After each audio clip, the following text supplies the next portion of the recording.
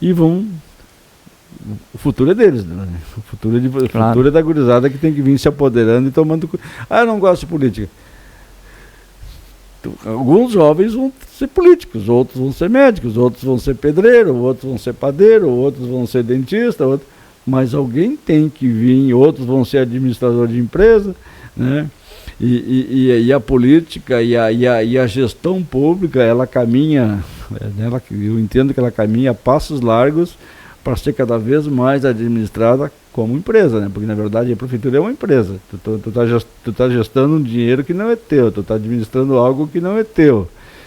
E cada vez mais a exigência por força de necessidade, por força de conhecimento, por força de lei, ela vai cada vez mais vai se tornar mais qualificada. Eu entendo que daqui a pouco já para ser prefeito, para ser vereador, para ser um secretário, já vai ter que ter uma formação muito pontual nesta área.